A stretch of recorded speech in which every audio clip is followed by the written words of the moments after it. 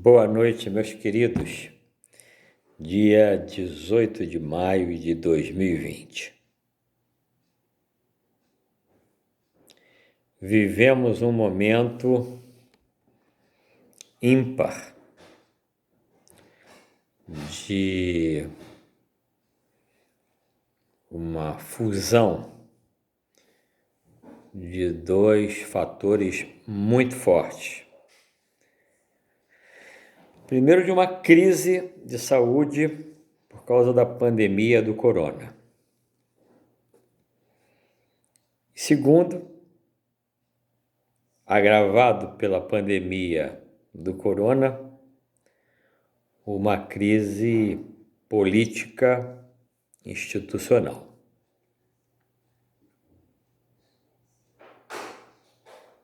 Eu, quando em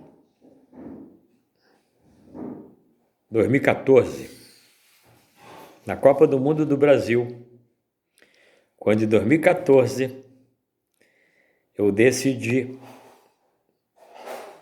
ir para frente do Maracanã, no dia da abertura da Copa, que foi, se não me falha a memória, em São Paulo ou Minas. Eu estava no Maracanã, em frente à estátua do Bellini, com Diogo e Caroline, nós abraçados na bandeira brasileira e lançando ali a Copa da Cidadania. Estamos falando de 2014. E eu já tinha decidido de fazer uma cruzada pelo Brasil para levar todo o nosso trabalho da pedagogia da sustentabilidade, da alfabetização comportamental, espalhar isso nas secretarias de educação, nas secretarias mais fortes, em todas as secretarias estaduais de todo o Brasil e naquelas das maiores prefeituras. Vocês sabem que no Brasil, nós temos 5.570 municípios, cerca de 300 têm municípios com mais de 100 mil habitantes.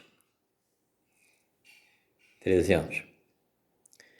Com mais de 200 mil habitantes, até 2 mil habitantes, está em uns 150 municípios. Então, eu consegui ir em 55 municípios, com meu dinheiro. Todo o trabalho do Instituto foi feito basicamente com meu dinheiro, desde 2005. Eu consegui ir a 55 secretarias de educação, praticamente em todos os estados do Brasil e nas maiores prefeituras. Porque eu tenho certeza que só a educação com base de valores, com uma carga horária que priorize alfabetizar comportamento.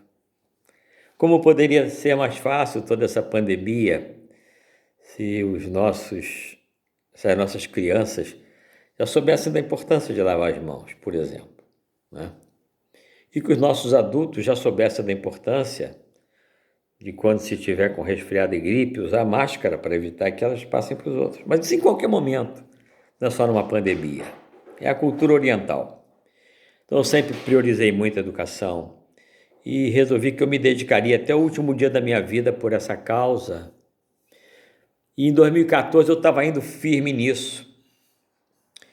Quando chegou no final de 2014, eu pensei bem, por todos os lugares que nós fomos, Secretaria de Educação do Pará, estadual, com a turma lá do Jader Barbalho, São Paulo, com Herman Cúbulos, que era o secretário estadual do Alckmin. Então, eu me deparei nesse giro, o quão distante está a nossa educação, primeiro time, né? Dos objetivos maiores. Senti a corrupção encravada também na educação, pelas pessoas que nos atenderam, pela forma que conversaram conosco a respeito dos projetos. Eu fui nessa caminhada 2008, 2009, 2 vezes, o Lula era o presidente. Eu tive do meu bolso. Uma vez fui eu, Reinaldo está vivo aí, Reinaldo faleceu, mas fomos a Brasília na Ministério de Ação Social, que era o Patrus Ananias, e depois fui eu sozinho, 2 meses depois, no ministro da Justiça, Tarso Genro, e fomos atendidos por ele, e depois fomos para a sala do Ronaldo Teixeira, que era o secretário executivo dos Territórios de Cidadania, para levar um projeto para empregar 200 professores de cidadania no projeto do Complexo Alemão. O complexo tinha acabado de sofrer a intervenção, ocupação. E um mês depois eu senti que o projeto só ia sair se deixasse 10% a 20%.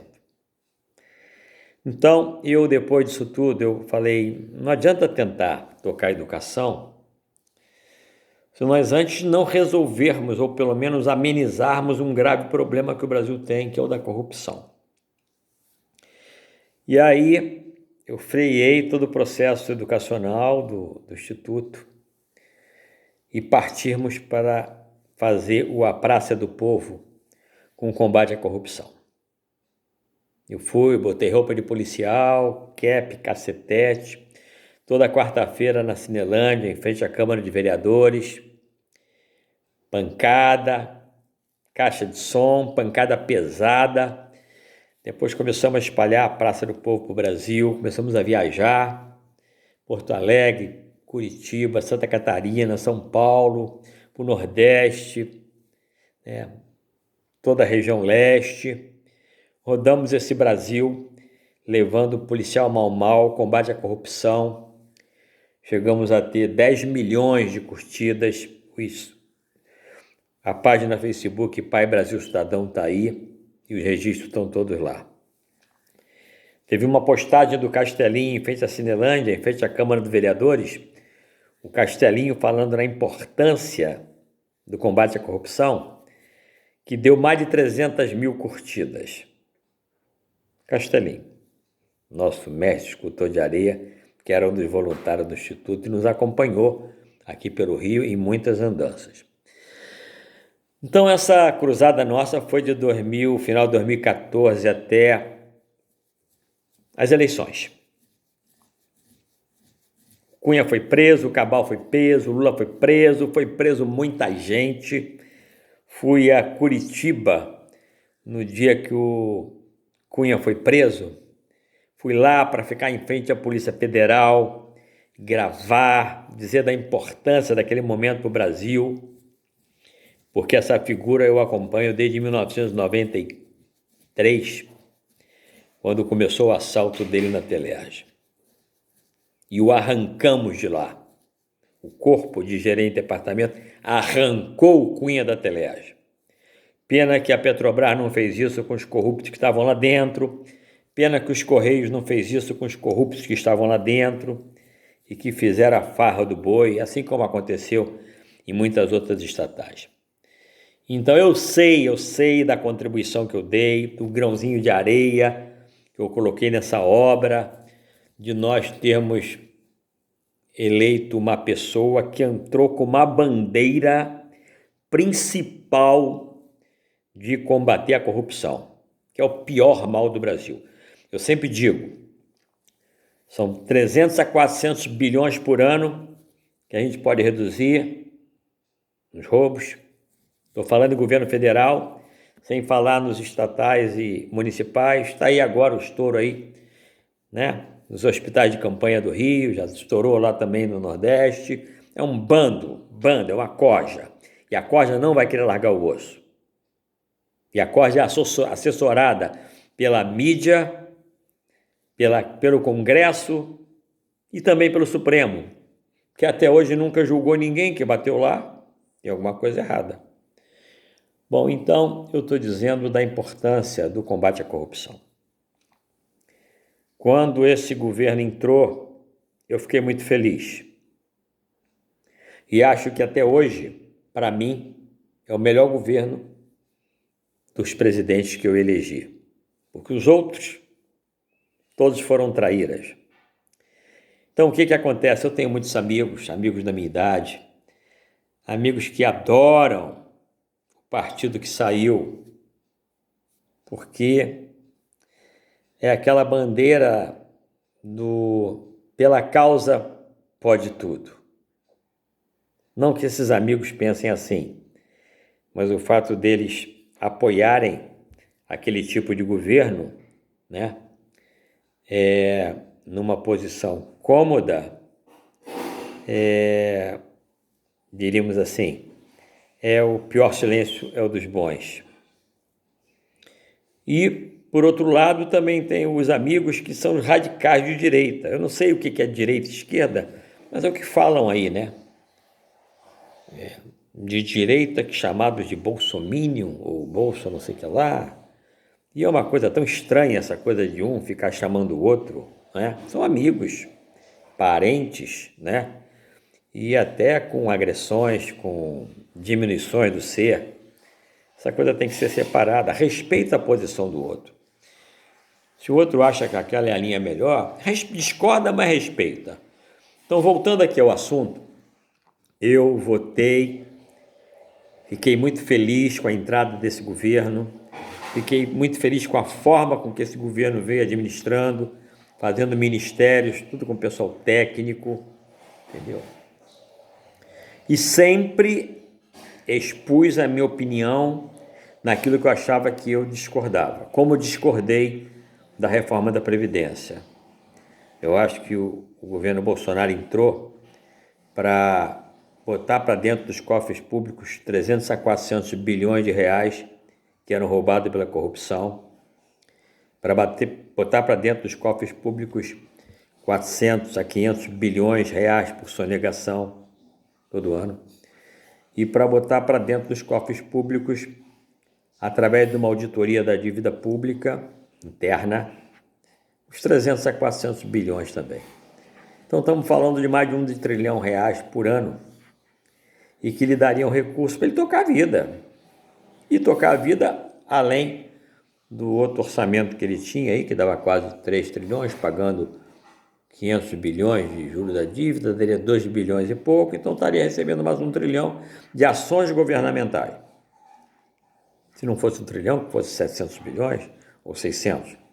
Mas ele não faltaria dinheiro para ele tocar a vida dele, independente de Congresso, independente de Supremo, independente de ter que negociar com qualquer um, nada, qualquer coisa.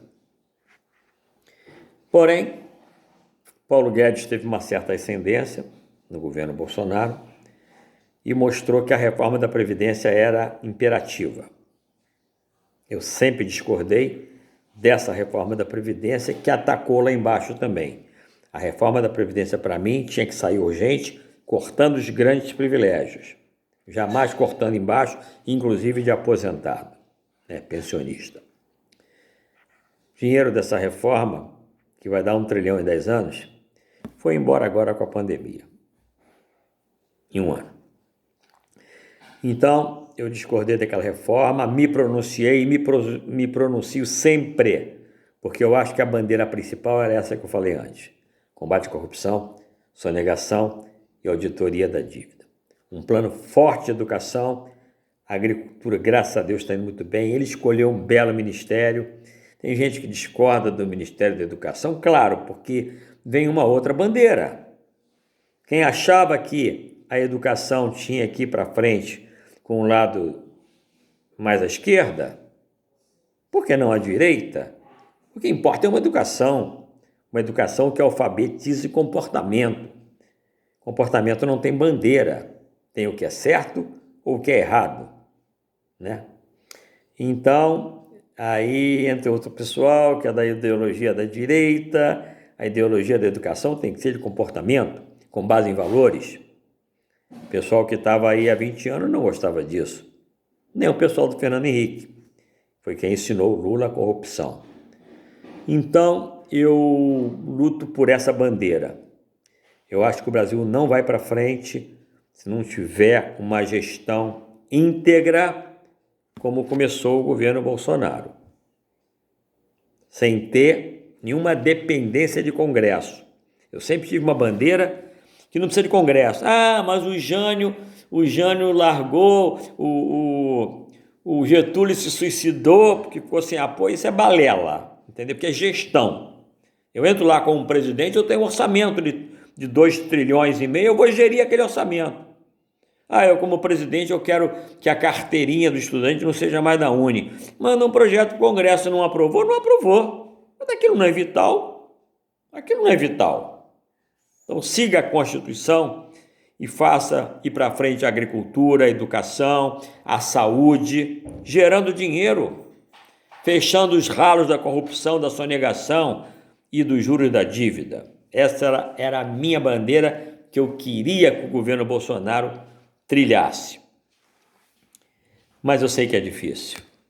Eu sei que é difícil. Ele começa a não ceder, a não negociar, a imprensa começa a dizer, como é? Que o Rodrigo Maia falava? Tem que negociar. Se não sentar para negociar com o Congresso, não vai. E a imprensa falava, mas como é que pode um presidente da República que não quer negociar com o Congresso? O Congresso está lá para legislar. Porque se ele não legislar, o Supremo vai lá e vai legislar por ele, que é o que está acontecendo. E o Executivo está para executar. E que também, se não executar, começar a entrar no Congresso para acertar lá as suas necessidades, o Supremo vem e vai começar a dar o papel de executivo. Então, cada um no seu papel, quando começa a misturar dessa confusão. Então, eu sempre discordei de que tem que sentar para negociar. Não tem. A primeira sentada para negociar, o Bolsonaro foi fazer quando estourou o caso do Queiroz. Eu não julgo o Bolsonaro, ele é um pai. Na situação dele, ele estava vendo que aquilo aconteceu com todos os do Rio, os deputados estaduais, e com o filho dele também. Só que o valor do filho dele era isso e do resto da turma era isso aqui. E só falam no caso do filho dele. Se é errado, a justiça vai julgar e vai punir.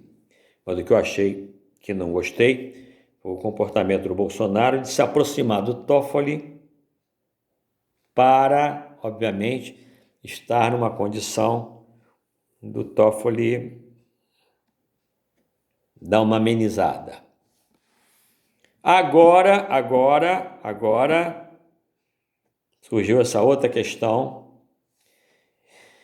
E aí tem que se aproximar do Centrão para fazer quantidade de deputados para impedir o impeachment e etc e tal. Eu acho que o Bolsonaro não precisa nada disso. O Bolsonaro se apresenta como uma pessoa autêntica, é isso que ele tem que ser. Se um dia ele for cassado, vai assumir o Mourão. Mas o importante é a bandeira da campanha que foi mostrada para nós. Então, eu não aceito negociar. Eu não aceito ir sentar com o Centrão. Eu não aceito depender do Congresso para tocar a sua vida. É gestão. É gestão. Vai precisar mudar não sei o que na Constituição. É a Assembleia Constituinte. Tem que mudar alguma coisa? É a Assembleia Constituinte. Toca a vida. Toca com as leis que tem aí. Tem alguma coisa que é muito importante? O orçamento agora vai estourar, vai ter que aumentar o limite de teto por causa da pandemia. Vai! Aí não é uma decisão do presidente, é uma decisão da nação brasileira, do Estado. O Congresso tem que vir junto, porque é a missão dele, e ter que aumentar, sim, porque os gastos vão ser maiores. Mas não tem que negociar nada para aumentar isso. Mas o Congresso não quer aumentar o limite, não sei o que, papapá. Então, se não quer aumentar, o governo não vai dar os R$600 para cada habitante. De repente, não vai ter os R$ 600, os governadores na marra vão ter que abrir a economia antes para o pessoal ganhar dinheiro. Hoje está o pessoal do Morumbi, Paraisópolis. Fui 6 vezes naquela favela por conta da Escola de Cidadania, que fica no Morumbi, está lá em frente ao palácio do governador Dória, para pressionar ele que o pessoal está sem dinheiro para comer. Cortaram a água, não tem comida. Então, essa crise teria batido antes. Então, eu queria, com essa gravação, dizer o seguinte, em resumo, eu não aceito nenhuma negociação com o Centrão para ter maioria de voto, para impedir qualquer coisa que seja favorável à votação na Câmara por interesse do Bolsonaro, mesmo que seja o impeachment. Se ele tiver que ser impeachmentado por algum motivo, mesmo que por um motivo injusto, ele vai sair, vai entrar o Mourão, e o Mourão vai tocar para frente. Nós não podemos depender de um salvador. A nossa salvação é a nossa ideia. É bem diferente do que outros pensam. O Lula foi salvação, e ainda é para muita gente. O FHC foi salvação, ainda é para muita gente. Eu acho que, para mim, nunca Bolsonaro foi a salvação. A salvação foi a bandeira que o Bolsonaro teve, assim como a bandeira dele é a bandeira do Mourão, é a bandeira do time que ele constituiu, um time maravilhoso. Então, se ele não tiver nesse time, o resto do time vai tocar essa obra para frente. Então, ninguém é insubstituível. Agora, ninguém pode se deixar levar e rasgar a bandeira para se defender ou para se defender alguém que esteja consigo próprio. Então, eu não concordo. Estou acompanhando essa questão do Marum, está todo mundo falando Marum. Bolsonaro botou de novo o Marum como conselheiro em Itaipu para ganhar R$26 mil. Outra coisa que eu não gostei, quando o Bolsonaro publicou no Twitter dele o vídeo do Roberto Jefferson. Vai me desculpar. Canalha não. Canalha não. Agora é o Marum. Canalha não. Estão falando aí que o Marum está sendo recolocado como conselheiro de Itaipu. E também aquele outro, Zé Carlos, aleluia, não sei, um nome assim, que também estava envolvido na Lava Jato, naqueles 300 e tantos deputados, né, que o Supremo segurou todo mundo. Então, não está, é investigado, mas não é réu, então não impede de uma nomeação dessa. Mas no Marum, não. No Marum, não. Agora, eu sempre leio, vou buscar informação. Os desinformados pegam essa informação e já saem jogando lá, olha o absurdo de botar o Marum e tal. Então, eu estou lendo. Eu já li que foi uma determinação do TRF4, porque o governo Bolsonaro tirou o Marum de conselheiro, assim que o governo entrou, e o TRF4, mais na frente, final do ano passado, mandou ele ser reintegrado ao Conselho de Itaipu. É o que eu tenho lido mais profundamente.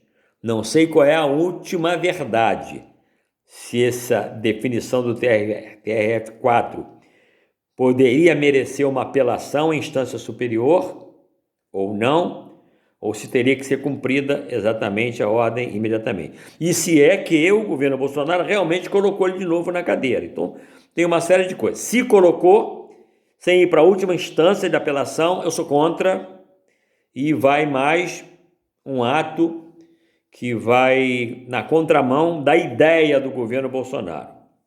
Eu acho que nenhum tipo de pressão pode fazer com que ele arrede dessa linha, que é a linha de combate à corrupção plena, não negociar com a corja em hipótese alguma. Não gostei também do dia que o Rodrigo Maia foi no Palácio por uma determinada coisa lá, e ele ter abordado o Rodrigo Maia para tomar um café. Não tem que chamar o Rodrigo Maia para café nenhum. Entendeu? Deixa o Rodrigo Maia para lá. Ele já mostrou quem ele é. O Rodrigo Maia é o líder desse Congresso podre. Essa é que é a realidade. Então não tem que estar indo atrás para negociar nada, nada, nada é nada. Deixa a imprensa falar que ele não sabe que tem que negociar. Essa turma quer continuar como tudo estava até antes do Bolsonaro entrar. Então eu estou aqui para dizer muito claramente o que eu penso em relação à minha ideia, por que eu fui para a rua me vestir de policial e fiquei de final de 2014 até final de 2018, 5 anos lá, que nem um maluco, soltando mesmo o verbo pesado, desde prefeitura até lá em cima, mas tivemos resultado, né? Eu acho que todos nós estamos aqui por uma razão, por uma missão, para com o todo. Quem não entender que está aqui para com uma missão, para com o todo, vai passar uma vida sem,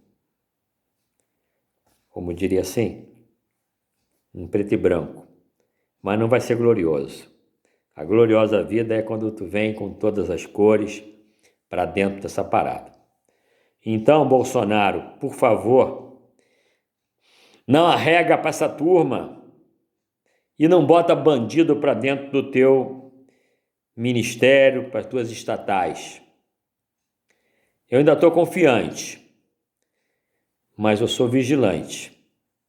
Eu aprendi que você não deve nunca confiar desconfiando, mas que você deve sempre confiar vigiando. Eu estou vigilante.